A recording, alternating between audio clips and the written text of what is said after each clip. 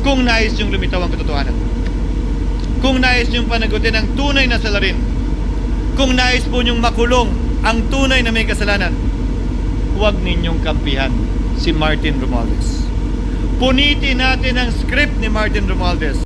Matindi itong pasabog ni Senator Jesus Escudero sa kanya speech sa Senado, sa plenary. Grabe ang pagdidiin niya na itong si Martin Romualdez ang may pakana sa lahat ng mga anomalya dyan sa flood control, saka sa impeachment ni BP Sara. Siya ang tinuturo na may pakana ng lahat. Kaya panoorin natin mga kalakbay itong video na ito at titingnan natin kung ano yung, kung nasa inyo, kung may iniwala pa kayo sa kanyang sinabi. May kalayaan tayong lahat na magkomento kung ano yung nilalaman ng video ito.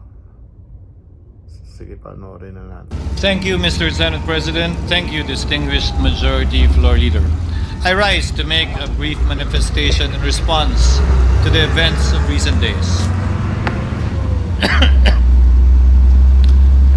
Ginoong Pangulo, meron po tayong kasabihan sa wikang Pilipino. Kapag nagturo ka ng daliri sa iba, may tatlong daliri na nakaturo palagi pabalik sa iyo. Sa mga nakaraang linggo, malinaw na nililihis ang galit ng taong bayan tungkol sa mga ghost at substandard flood control projects mula sa mga totoong may kasalanan patungo sa Senado at sa ilang mga miyembro nito. Tila pilit na ginagawang panakipbutas, ika nga, at fall guy at diversyon ang mga senador palayo sa Kamara at sa mga tunay na may sala. Klarong-klaro po ang script nito.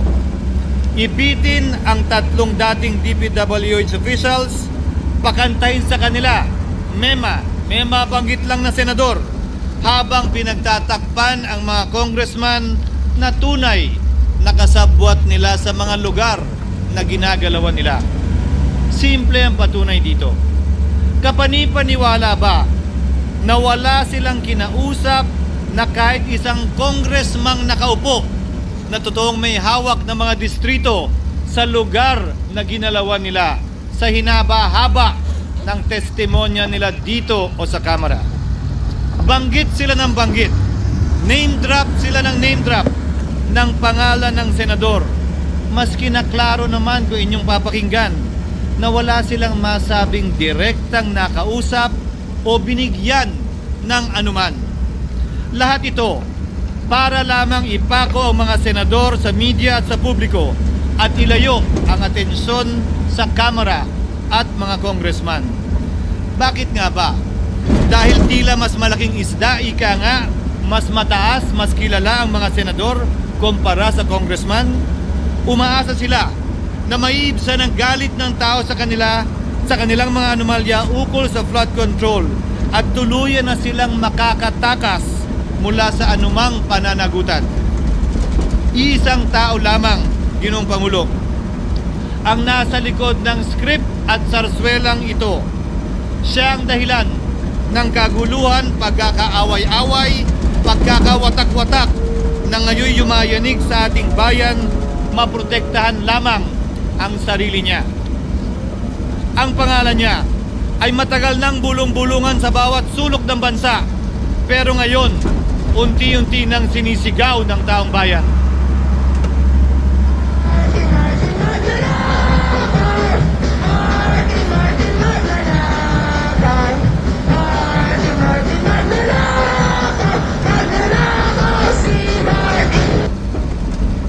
Pero Ginoong Pangulo, minamahal kong kasamahan, bakit tila sa Kamara, dito mismo sa Senado at sa ilang media ay hindi pa din nila kayang sambitin ang pangalan niya?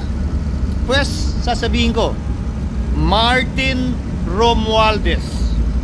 Minsan ang binanggit ng mga diskaya ito mismo dito sa Senado, ang kanyang pangalan. Pero agad itong pinabawi nung humarap sila sa kamera. Binanggit ni Master Sergeant Gutesa ang kanyang pangalan. Pero ultimo notaryo, natunto nila at pinabawi nila ang pagnotaryo. Buti na lang, huli na't nasabi na niya ang pangalan ni Martin Romualdez na pinanumpaan dito mismo sa ating Blue Ribbon Committee. Hindi ba't si Ginoong Gutesa ang bukod, hindi ba't si Sergeant Gutesa lamang ang bukod tanging testigo na walang kinalaman, hindi sangkot sa flood control issue, walang hininging immunity, deal o proteksyon kapalit ng kanyang pagtestigo? Siya ang kauna-unahang nagtestigo na personal na naghatid ng pera sa bahay mismo ni Martin Romualdez. Ang salaysay niya, Ginoong Pangulo, ay kumpirmasyon ng matagal nang isinisiwalat ni Congressman Chanco at Mayor Magalong kung sino ang ulo sa paglilimas sa kaban ng bayan na ating naririnig na rin. 13,803,693 with Congressman Saldico as proponent. For the record, ang binabanggit po nating Representative Elizaldico, siya po yung chairman ng House Appropriations Committee. Walang kaduda-duda yan. Ito nga, hirap na hirap silang banggitin pa yung isa sa mga mastermind nila dyan, si Saldico. Hirap na hirap pa silang banggitin. May isa pang mas mataas sa kanya? Hindi naman gagalaw yun kung walang... Siyempre, hindi naman gagalaw yun kung walang pahintulot yung mas mataas sa kanya. Just the House Speaker. 330 Ginoong Pangulo, pahintulutan niyo po ako magkwento ng konti upang patotohanan ang mga salitang ito. Taong 2023 nung tinalaga si Ginoong Kiko Laurel bilang kalihim ng kagawaran na agrikultura. Bilang suporta sa kanyang mandato, tinanong ko noon ang isang simpleng katanungan sa budget process natin. Bakit mas malaki ang pondo ng flood control kesa sa agrikultura? Why is it that the budget for flood control is bigger than the budget of the Department of Agriculture or the agriculture sector as a whole? The fifth biggest allocation, not even a department, is flood control. And allocating a measly 31 billion for irrigation, for rice. Why? Pagkatapos po noon, tinulungan ko siyang bawasan ang flood control budget at idagdag sa 2024 budget ng Department of Agriculture. Aniya, tumawag daw sa kanya si Congressman Zaldico dahil pinapatanong daw ni Speaker Romualdez, bakit binawasan ang pondo ng flood control? Ngunit wala nang nagawa si Congressman ko dahil sinabi niyang pasayan ng Pangulo. Nung termino ko rin po bilang Pangulo ng Senado, maraming beses po akong tinanong ni Pangulong Bongbong Marcos tungkol sa panukalang budget para sa 2025. Sinabi ko po sa kanya ang buo at tapat na katotohanan para malaman po niya ang tunay na larawan at sitwasyon ng pambansang budget para sa taong yon. Ito marahil, Ginoong Pangulo, minamahal kong kasamahan, ang isa sa mga dahilan kung bakit pinag-utos ng Pangulo ang pag-veto at pag-for late release sa FLR at pag-hold ng malaking bahagi ng budget nila.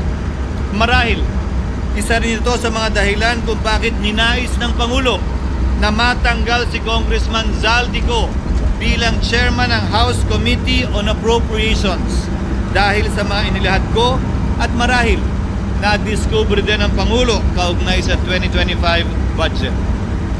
Hindi malayo, Ginoong Pangulo, na naganap din ang mga ito noong 2023, 2024 at mga nauna pang budget kung saan napakaraming ghost at substandard projects ayon kay Secretary Vince Dizon at ayon mismo sa talumpati ng ating kasamahan na si Senator Ping Lacson. Ngunit marahil ay walang naglakas loob na sabihin ang katotohanan kay Pangulong Marcos o magsumbong sa kanya kaugnay sa ilang mga bagay na ito bago ako. Nais ko din pong kumpirmahin ang sinabi ni Congressman Toby Chanco na ang pag-file ng impeachment complaint laban kay Vice President Sara Duterte ginamit na paraan ni Speaker Romualdez para mag-release ng pondo nila na naka-FLR or for late release bago mag-eleksyon. Maski na alam po niya na hindi po ito kayang talakayin ng Senado hanggang sa Hunyo pa mula nung simula. Ulitin ko, ginamit ni Martin Romualdez ang FLR ng pangalan ng Pangulong Marcos upang itulak ang kanilang unconstitutional na impeachment complaint. Sabi nila, pumirma kayo dahil kung hindi lalabas ang pondo nyo na naka-FLR bago mag-eleksyon. Subalit, Ginoong Pangulo, hindi ito umubra. Hindi ito umubra dahil tinanggihan ito ni PBBM. Sinabi niyang walang ganyang uri ng usapan at sinabi niyang hindi niya gagawin yon. Kaya hanggang ngayon, nananatili pa rin for late release ang mga questionableng pondo nila. And that is why, Mr. President, distinguished colleagues, at the height of the impeachment controversy and amidst the passion of some sectors to remove the Vice President at all costs, I urged prudence and level-headedness because I knew that greed and not accountability was the reason behind it. In the end, Mr. President, the Supreme Court vindicated us. The Supreme Court vindicated us by saying, among others, quote, "There is a right way to do the right thing at the right time. This is what the rule of just law means." Close quotations. Ginoong Pangulo, sinisi po sa akin ni Speaker Romualdez ang pagkakatanggal kay Congressman Zaldico. Sinisi po niya sa akin ang pag-FLR or for late release ng kanilang mga proyekto.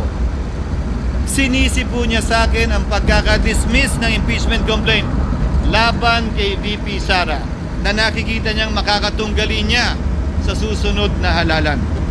Sinisi din niya po sa akin ang pagkakasira ng kanilang maitim na balakin sa 2025 budget na nagawa nila ng walang balakid na mga nagdaang taon. Ginoong Pangulo, naging tapat ako at ginawa ko lamang ang aking tungkulin. Kung ano ang tingin kong tama at nararapat para sa bansa at sa sambayanan.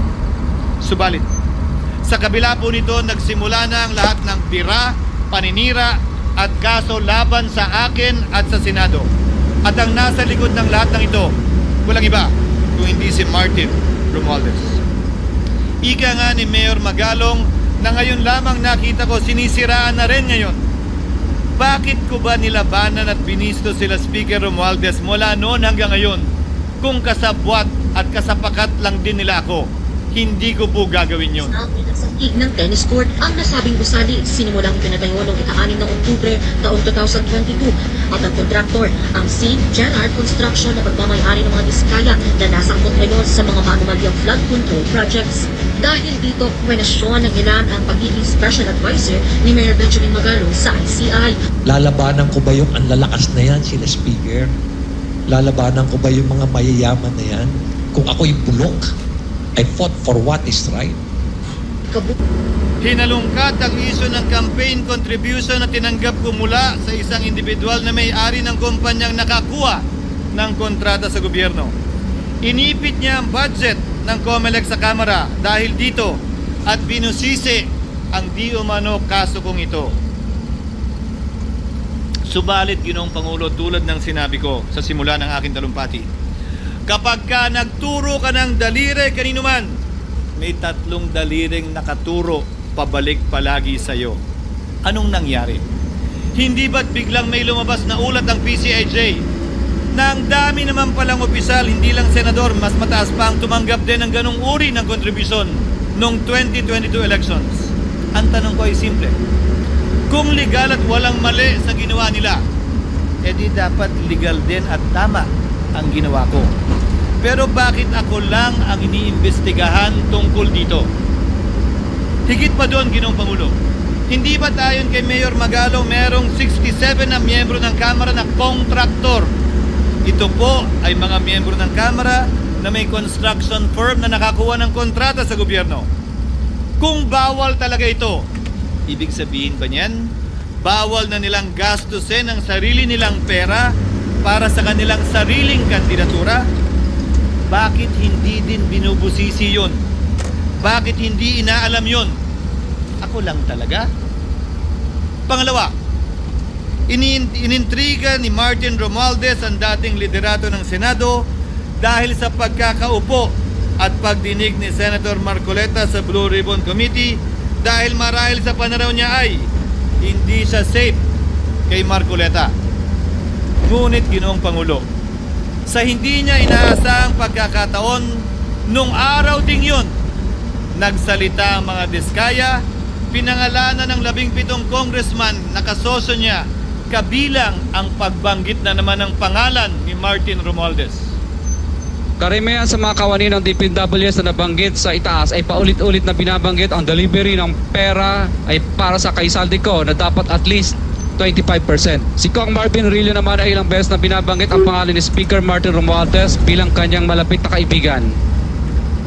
Karamihan sa mga Isa na naman po itong patunay, Ginoong Pangulo. Kapag ka nagturo ka ng daliri sa iba, may 3 daliring nakaturo pabalik sa iyo. Pangatlo, sa pagdinig ng Blue Ribbon Committee kung saan niname drop ako ni Yusek Bernardo, bagaman inamin niyang personal na mismo na hindi niya rekta kung nakausap o binigyan ng anuman, bigla namang tumestigo si retired Master Sergeant Gutesa at muling pinangalanan si Martin Romualdez na hinahatiran daw niya ng pera sa mismong bahay nito. Ang bawat malita ay may lamang humigit kumulang 48 million pesos. Kalimitang dinadala sa bahay ni Congressman Saldico, ibababa lamang namin ay 35 malita para i-deliver sa bahay ni House Speaker Martin Romualdez. Gamit ang script niya sa pagturo sa akin, ayan na naman. May 3 daliring nakaturo palagi pabalik sa kanya tuwing ginagawa niya yan. Ulitin ko po for the record, Ginoong Pangulo, ang sinabi ni retired Master Sergeant Gutesa. 35 maleta ng pera na naglalaman na mahigit kumulang 48 milyong piso bawat isa o kulang-kulang 1.7 billion pesos sa isang delivery ay di umano hinatid niya sa iba't ibang bahay, sa iba't ibang pagkakataon ni Martin Romualdez.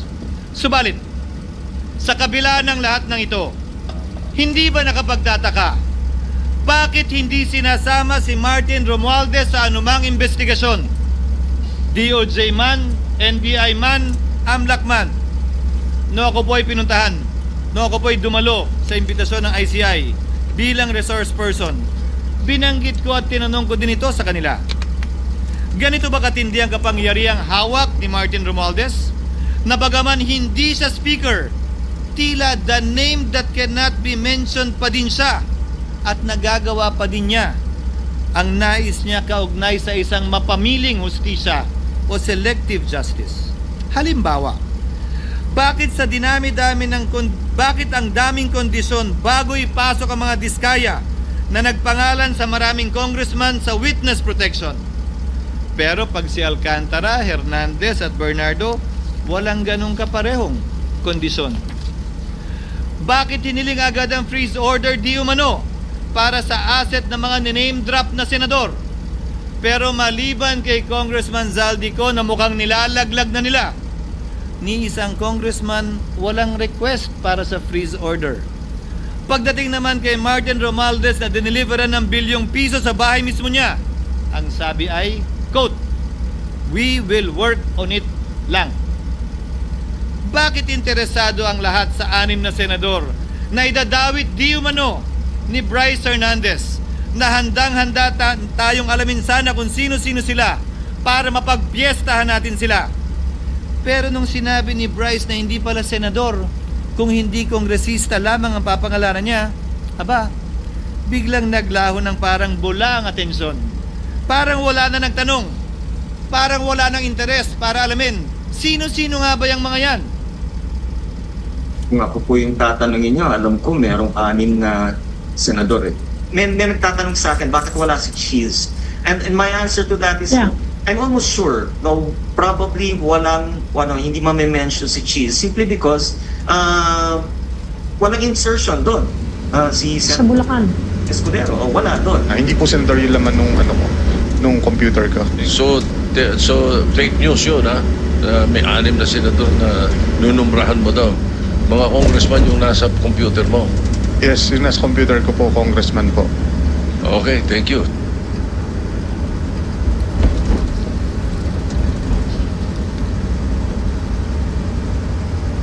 Nagkataon na ba, Ginoong Pangulo, na ang mga nakaupong senador na dinidiinan sa ngayon ay ang dating Pangulo, dating pro tem, dating punong mayoriya ng Senado, na lahat nagkataon din lang ba na bumoto kontra sa depektibong impeachment ni Vice President Duterte o talagang tinumbok lang kami? In other words, Mr. President, are we truly for transparency and accountability, or are we merely offering a politically convenient sacrificial lamb in an attempt to appease the rage of the people? What is painful, Mr. President, is that along the way, reputations have been disparaged and tarnished. Innocent persons have been implicated, and the Senate is slowly but surely being destroyed. Nagkataon lang po ba na ang lahat ng ito o ito'y sumusunod sa isang script, direksyon at basbas ni Martin Romualdez? Sa kanyang script na naglalayong ilihis ang galit ng bayan mula sa kanya at sa mga kasabwat niya at ituro ito sa Senado at mga senador. Ginoong Pangulo, ang script at sarswelang ito ay di uubra dahil napakalayo po nito sa katotohanan. Napakasama sa panlasa at tinitiyak ko sa inyo, hindi po ito matatanggap at lulunukin ng sambayan ng Pilipino. I've been in public service for 27 years. I've never been accused nor charged with corruption. This is the sterling record which they are trying to tear down, and I tell you, they will not succeed. I will defend myself, Mr. President, against these malicious and false allegations. In fact, I have already filed and will be filing necessary and appropriate charges against my accusers and prove them wrong. And with the help of the Almighty, I will be vindicated and declared innocent, I am sure. Kaya ko po ipagtanggol ang sarili ko, Ginoong Pangulo. Ngunit, Ginoong Pangulo, sino po ang nagtatanggol sa ating institusyon? Kaya't ang aking tanging hiling po sana sa inyo, Ginoong Pangulo, at sa ating mga kasamahan sa Senado, labanan po ninyo at huwag niyong pahintulutang ang mapamiling hustisya na lantarang nangyayari sa harap natin ngayon. For what is happening now is selective justice and mob justice.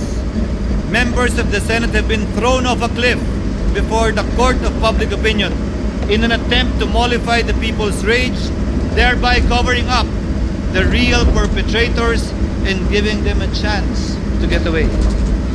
Mr. President, I will not allow justice to be weaponized against the innocent to protect the guilty, because this corrodes the legitimacy of the law before our people's eyes. Wala pong naniniwala, bagkus lahat nagtatanong, bakit walang congressman nakasama sa investigasyon? But what about the other congressmen in Bulacan? Why haven't they been questioned? Called out, yeah. You think that they do not know what's going on? Ginoong Pangulo, mga minamahal kong kasamahan, huwag po tayong sumunod sa script ni Martin Romualdez. Labanan po natin ang script na ito. Pasagutin at imbestigahan lahat ng niname drop at nabanggit, congressman man, senador man at iba pang opisyal, at dapat kasama dito si Martin Romualdez. Ginoong Pangulo, hindi ba natin nakikita na pilit tayong pinag-aaway-away? Mayaman, mamamayan laban sa lingkod bayan, lokal laban sa nasyonal na opisyal, congressman laban sa kapwa congressman, at ngayon, senador laban sa kapwa senador, pamilya laban sa pamilya, Pilipino laban sa kapwa Pilipino. Ginoong Pangulo, tandaan po natin, mas madaling manipulahin at ang nag-aaway at nagkakawatak-watak na bansa. At ito ang eksaktong gusto nilang mangyari. Ito, sa aking paniniwala, ay bahagi pa din ng script at sarswela na nais palaganapin ni Martin Romualdez upang lituhin, guluhin, linlangin at sirain ang ating lipunan at bansa para lamang huwag siyang mabisto. Sana ay huwag nating payagang mangyari ito. Ginoong Pangulo, tulad ng sinabi ko sa simula ng aking talumpati, sa kada mapang-akusa at mapanghusgang daliri na ituturo ninyo sa inyong kapwa, lalo na kung walang basehan, merong 3 daliring palaging nakaturo sa iyo pabalik. Sana po, maging mapanuri tayo. Huwag dali-daling magturo at maghusga dahil lamang sa napakinggan. Huwag tayong sumabay, kumampi at magpadala sa script at sarswela ni Martin Romualdez. Kung kayo ay kakampi ni Martin Romualdez, pues sumunod kayo sa gusto nila. Una, maniwala kayo sa mga sinasabi ng testigo niya na nagtuturo lamang sa mga senador. Pangalawa, ibuhos niyo ang galit niyo sa Senado at ng mga senador at palayo kay Martin at sa mga congressman. Pangatlo, pagdudahan at sirain niyo si Sergeant Gutesa na bukod tanging hindi nakinabang at walang bahid at hiningi anumang kapalit sa pagsabi ng katotohanan. Pangapat, huwag niyong payagang mabanggit man lang ang pangalan ni Martin Romualdez. Panglima, huwag niyong payagang ipatawag si Martin Romualdez sa anumang investigasyon. Pang-anim, huwag niyong payagang imbestigahan si Martin Romualdez at mga kasamahan niya saan mang lugar. Ako, Ginoong Pangulo, hindi ako kakampi ni Martin Romualdez. Kaya lalabanan ko siya at lahat ng panglilinlang niya. Una, papatunayan kung hindi totoo ang mga panggigipit at paninira ng mga testigo niya laban sa akin at mga senador.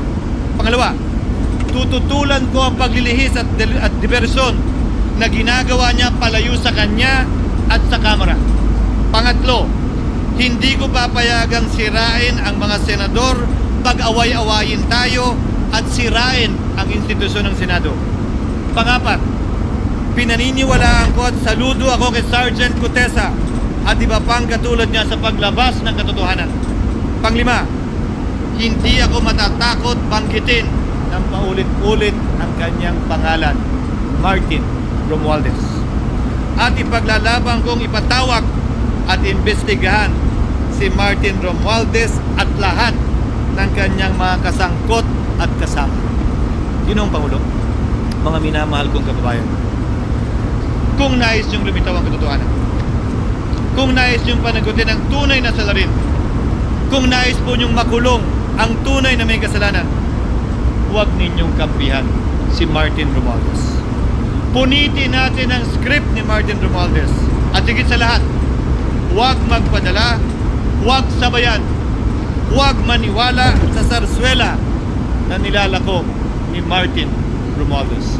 Maraming salamat po, Ginoong Pangulo, at magandang hapon po sa ating lahat. Thank you.